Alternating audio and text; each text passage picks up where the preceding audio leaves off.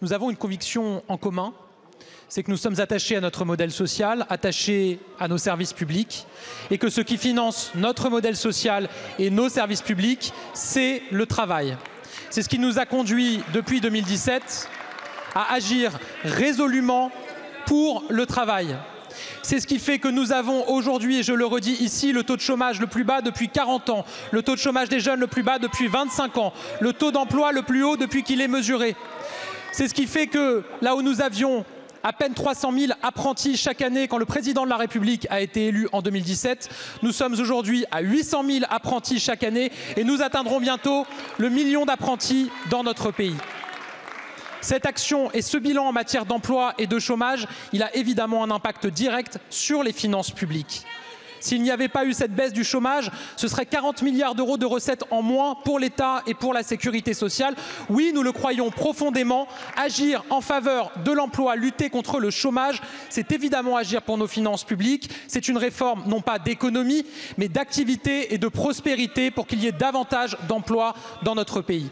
Agir pour atteindre le plein emploi, ça passe par différents leviers. Il y a le chantier de la rémunération du travail et donc de la désmicardisation que j'ai abordé dès ma déclaration de politique générale. Vous le savez, nous avons missionné plusieurs économistes qui nous feront des propositions d'ici à l'été et dans le prochain budget pour 2025, je souhaite que nous fassions évoluer notre système d'allègement de cotisation pour inciter davantage à la progression salariale. C'est le premier levier d'incitation à l'emploi. Le deuxième levier d'incitation à l'emploi, c'est évidemment les conditions de travail. J'ai eu l'occasion de le redire récemment. Catherine Vautrin, évidemment, le partage et est à la manœuvre. Nous souhaitons améliorer l'organisation du travail, semaine en 4 jours, semaine différenciée pour les familles monoparentales ou les familles divorcées. Des grandes assises aussi sur les conditions de travail pour lutter contre les accidents de travail et améliorer les conditions de travail dans notre pays. C'est le deuxième levier. Troisième levier, lever tous les freins à l'activité. Je pense au logement avec l'action menée par Guillaume Kasbarian. Je pense aux mobilités avec ce qui est mené par Patrice Vergrit. Il y a encore trop de freins, nous devons agir. Et enfin, le quatrième levier, c'est avoir un modèle social plus incitatif à l'activité. Ça passe par la réforme de l'assurance chômage que j'ai annoncée. Cette réforme, d'abord je le redis ici, son premier mot sera donné aux partenaires sociaux. Ils ont demandé sur l'emploi des seniors un délai supplémentaire pour négocier. Nous leur avons accordé avec Catherine Vautrin jusqu'au 8 avril. Ils nous remettront leurs propositions. Ensuite, de nouvelles discussions démarreront pour une réforme plus globale de l'assurance chômage. La ministre prépare actuellement ces nouvelles négociations. Il y a plusieurs leviers, vous les avez évoqués. La durée d'indemnisation, les conditions d'affiliation et le niveau d'indemnisation. Je le dis, je n'ai pas de tabou sur le sujet. Les partenaires sociaux doivent en discuter, nous faire des propositions. Les parlementaires, je le sais, nous ferons aussi des propositions. Nous en tiendrons compte dans les décisions que nous prendrons pour une réforme qui devra s'appliquer d'ici à l'automne prochain. Je le redis ici, notre boussole, ce sera toujours le travail. Parce que le travail, c'est un levier d'émancipation. C'est ce qui permet de faire des choix pour sa vie, de s'engager dans des projets de vie. Parce que le travail, c'est une valeur fondamentale pour notre société. Parce que le travail, c'est ce qui nous permet d'atteindre la prospérité pour financer notre modèle social et nos services publics. Je suis fier d'appartenir à une majorité qui a toujours mis le travail au cœur de sa boussole politique et nous poursuivrons. Je vous remercie, Monsieur le Premier ministre. Ma question s'adresse à Monsieur le ministre de l'Économie, des Finances et de la Souveraineté industrielle et numérique. Monsieur le ministre. Un peu de silence, s'il vous plaît. Une note confidentielle commune de la direction du budget et de la direction du Trésor relative à l'actualisation de la prévision de déficit public pour 2023 vous a été adressée le 7 décembre 2023, alors même que le projet de loi de finances pour 2024 était encore en discussion. Cette note vous indiquait, je la cite, « Les dernières informations laissent toutefois anticiper un déficit plus prononcé. Il pourrait en effet s'établir à 5,2% du PIB. Or, vous avez maintenu la prévision initiale d'un déficit public en 2023 de 4,9% jusqu'à l'adoption grâce au 49.3 fin décembre 2023 du projet de loi de finances pour 2024. L'INSEE a annoncé le 26 mars 2024, dans le cadre du compte provisoire, que le déficit public était encore plus dégradé et atteignait 5,5% du PIB, soit un dérapage de 15 milliards. Alors ma question est triple, Monsieur le ministre. Tout d'abord, Monsieur le ministre, est-il conforme au principe de sincérité budgétaire de dissimuler à la représentation nationale pendant près de 4 mois la gravité de la situation des finances publiques? Deuxième question. À ce jour, Pouvez-vous indiquer à la représentation nationale le niveau prévisionnel du déficit public 2024 que vous aviez estimé en septembre 2023 à 4,4% du PIB? Et enfin, allez-vous attendre octobre 2024 pour saisir l'Assemblée nationale d'un projet de loi de finances rectificative? Je vous remercie. La parole est à Monsieur Bruno Le Maire, ministre de l'Économie et des Finances. Merci Madame la Présidente, Mesdames et Messieurs les députés. Monsieur le député Charles de Courson, je m'en voudrais d'être désagréable le jour de votre double anniversaire. Longévité sur les bancs et anniversaire personnel tout court. Mais si vous étiez venu, vous et votre groupe, à la réunion que nous avons organisée avec le ministre des Comptes publics la semaine dernière sur la situation des finances publiques, vous auriez eu accès à cette fameuse note et vous auriez vu qu'avec toute la sincérité qui est la mienne, nos services nous recommandaient de ne pas faire état d'informations qui étaient en l'état encore incertaines. Sans vouloir une nouvelle fois être désagréable un jour aussi important. Je connais votre attachement au rétablissement des finances publiques. Mais croyez-vous vraiment que c'est en votant contre la réforme des retraites qu'on rétablit les finances publiques dans notre nation? Croyez-vous vraiment, Monsieur Charles de Courson, que c'est en déposant une motion de censure avec la NUPES, qui ne sont pas des parangons de rétablissement des finances publiques, qu'on peut arriver à rétablir les finances publiques de la nation française? Croyez-vous réellement, Monsieur de Courson, que c'est en refusant que nous levions le bouclier tarifaire sur le gaz et sur l'électricité qu'on peut rétablir les finances publiques dans notre nation? Croyez-vous vraiment que c'est en proposant une TVA à 0% dans les départements d'outre-mer, ce qui est très généreux, mais ce qui coûte plus de 2 milliards d'euros, qu'on va vraiment rétablir les finances publiques dans notre nation française? Monsieur Charles de Courson, je connais suffisamment votre expertise en matière de finances publiques pour ne vous demander qu'une seule chose. Nous, avec cette majorité, nous voulons revenir sur les 3% de déficit en 2027. Nous voulons réduire l'endettement de notre pays. Joignez l'acte à la parole, rejoignez-nous, soutenez-nous, arrêtez de tourner le dos à vos convictions en matière de finances publiques. Je vous remercie, Monsieur le ministre. Monsieur de Courson. Je note, Monsieur le ministre, que vous n'avez répondu à aucune des 3 questions que je vous ai posées. Et deuxièmement, en matière de réforme des retraites, je vous rappelle que les propositions que nous avions faites de ne pas toucher à l'âge légal de départ à la retraite, mais de faire des incitations pour accélérer le mouvement qui existait déjà de partir plus tard, c'était ça la bonne solution. Monsieur le ministre du Logement, voici votre palmarès. En 2023, expulsion avec le concours de la force publique, plus 23%. Le 1er avril 2024, avec la fin de la trêve hivernale, 140 000 personnes redevenues expulsables. Les ménages sont pris à la gorge, les loyers augmentent, les factures d'électricité explosent et vous ne faites rien pour réguler cette situation. Loin des urgences, votre loi facilite les expulsions et criminalise les plus vulnérables. Mais cela ne vous suffit pas. Vous cherchez désormais à nettoyer les rues des personnes sans domicile. Pour cela, les Jeux Olympiques sont l'occasion rêvée. Le nettoyage social inhumain, décomplexé, est en cours et ce sans la moindre solution à proposer aux personnes concernées. Cela en bafouant le droit au logement, qui est le droit minimum. Monsieur le ministre, on ne nettoie pas la pauvreté. Monsieur le ministre, on la combat. Votre victoire, la hausse des expulsions, votre trophée, la violence sociale à un niveau record, votre renommée ministre de l'exclusion. Voilà le revers de votre médaille. Cette politique est un choix.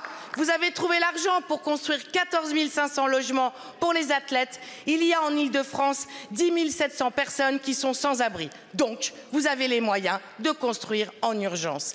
La rue comme solution, c'est votre choix. Et parce que c'est un choix, monsieur le ministre du Logement, quand allez-vous mettre fin à la répression aux expulsions? Quand allez-vous loger les plus vulnérables en vertu de la loi Dallot? Je vous remercie. La parole est à monsieur Guillaume Kasbarian, ministre en charge du logement. Merci beaucoup, Madame la Présidente, Mesdames et Messieurs les députés, Madame la députée Elisa Martin. Vous avez cité beaucoup de chiffres, vous en avez oublié un, Madame la députée. C'est qu'aujourd'hui en France, il y a 7,5 millions de locataires et que la plupart d'entre eux payent leur loyer. Et ils le payent chaque mois en étant de bons payeurs, en payant leur loyer chaque début de mois. Et il y a effectivement, malheureusement, une minorité de locataires qui n'arrivent pas à payer ces loyers et qui ne payent pas. Ces locataires, les services du ministère les prennent en charge dès le début, dès le premier impayé. C'est d'ailleurs un des articles de la loi Kasbarian que vous avez dénoncé. Mais les impayés sont traités à la racine dès le premier impayé pour prévenir les situations de difficulté. Et effectivement, à l'issue d'une longue procédure judiciaire, Madame la députée, le ministère de la Justice, les juges décident éventuellement, si le problème n'est pas réglé, d'une expulsion. Cette procédure judiciaire, Madame la députée, elle dure plusieurs mois. Et donc effectivement, maintenant que la trêve hivernale est terminée, quand il y a une décision de justice, quand le juge a déclaré et décidé d'une expulsion, le rôle du gouvernement, c'est d'appliquer la loi, d'appliquer les décisions de justice et de le faire avec fermeté et avec vigueur, parce que c'est notre rôle. Et donc nous allons continuer effectivement à appliquer cette loi. Il y a eu l'année dernière 21 500 expulsions. Nous faisons le choix de respecter la loi. Vous faites le choix inverse manifestement, qui est de dire il ne faudrait pas respecter la loi, il ne faudrait pas expulser. Madame la députée, nous assumons de dire que oui, nous appliquons les décisions de justice et nous appliquons la loi. Merci. Merci beaucoup, Monsieur le ministre. Madame Martin.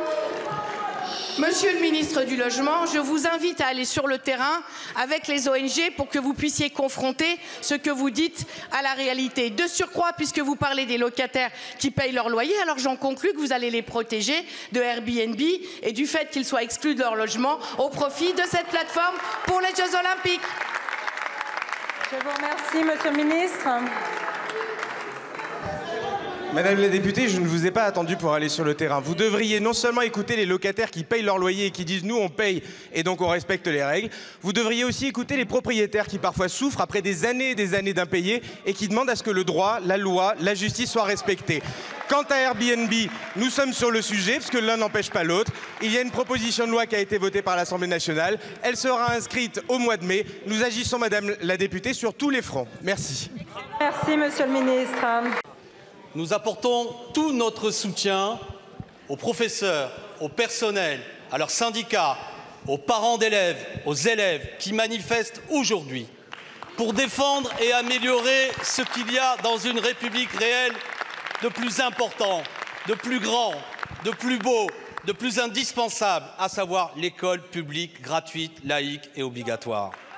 Dans tous nos départements se lève une profonde protestation contre la mise en place des groupes de niveau dès la 6e. Nous ne trierons pas nos élèves, disent-ils. Aucun pédagogue n'approuve votre réforme. Aucun syndicat d'enseignants non plus. Aucune fédération de parents d'élèves. Aucun député n'a la débattu. Et pourtant, vous imposez cette lubie réactionnaire qui va établir un premier tri social dès l'âge de 11 ans. Vous prévoyez également l'interdiction d'accéder au lycée pour ceux qui n'auront pas leur brevet en fin de 3e. Sidérant. Jusqu'à présent, cette mesure avec l'uniforme à l'école n'était contenue que dans le programme de Marine Le Pen. Concernant la rémunération des professeurs, vous avez menti et vous avez menti en haut lieu. Le président de la République avait promis 10% d'augmentation pour nos enseignants si mal payés. En réalité, 70% d'entre eux ont perçu en moyenne, depuis la rentrée, 95 € d'augmentation seulement, ce qui avec l'inflation est très peu. Chez moi, en Seine-Saint-Denis, une puissante mobilisation est engagée depuis 6 semaines pour un plan d'urgence afin que tout simplement, nous ayons des professeurs, des remplaçants, des médecins scolaires, des AESH. Madame la ministre, il faut abandonner la réforme des groupes de niveau. Il faut augmenter les salaires des enseignants et des personnels de l'éducation nationale. Il faut un plan d'urgence pour la Seine-Saint-Denis. Pourquoi refusez-vous d'entendre ces revendications alors que vous acceptez que votre ministère soit amputé pour la rentrée prochaine de 692 millions d'euros? Merci beaucoup. La parole est à Madame Nicole Belloubet, ministre de l'Éducation nationale et de la jeunesse. Madame la Présidente, Mesdames et Messieurs les députés, Monsieur le député Corbière, il y a un point que je partage avec vous. L'école, c'est effectivement la chose la plus importante de la République. C'est notre socle commun et c'est là que nos jeunes peuvent acquérir l'émancipation. L'école peut changer leur vie. de ce point de vue, je partage votre avis. En revanche, lorsque vous évoquez différents points tels que les réformes liées au choc des savoirs ou bien les questions liées à la rémunération des enseignants, je voudrais vous faire part de deux observations. Sur le choc des savoirs et plus particulièrement sur les groupes, je le redis ici devant vous, monsieur le député, ces groupes se mettront en place l'année prochaine parce que nous pensons que c'est une manière de mieux prendre en compte nos élèves, de leur apporter les compétences dont ils ont besoin sur les segments pédagogiques sur lesquels ils sont en attente. Et je crois que c'est très important de faire cela. Sur la rémunération des enseignants, puisque c'est également un point que vous évoquez, je voudrais ici rappeler que depuis 2017, ce sont 7,7 milliards d'euros qui ont été consacrés à l'augmentation de cette rémunération et qu'aujourd'hui, un professeur titulaire qui débute, ainsi qu'un conseiller principal d'éducation ou bien un psychologue scolaire gagne environ 2100 € net par mois, ce qui est une amélioration sensible qui rehausse notre classement par rapport à la moyenne des pays de l'OCDE. Je voudrais ici le repréciser. Vous évoquez enfin la question de la grève en Seine-Saint-Denis. Je suis toujours attentive à ce qui se passe dans les mouvements sociaux et j'ai reçu vos collègues vendredi soir. Je les ai écoutés dans un dialogue qui était exigeant, mais je crois très clair. Je voudrais ici dire que la grève en Seine-Saint-Denis, qui a mobilisé environ 14% des personnels, je le redis simplement, 10% au niveau national, 14% en Seine-Saint-Denis, traduit bien sûr la singularité de ce département. Nous en avons tenu compte puisqu'il y a, par exemple, depuis 2017, 1500 enseignants supplémentaires en Seine-Saint-Denis. Je crois que c'est un point qui méritait d'être rappelé. Je resterai attentive.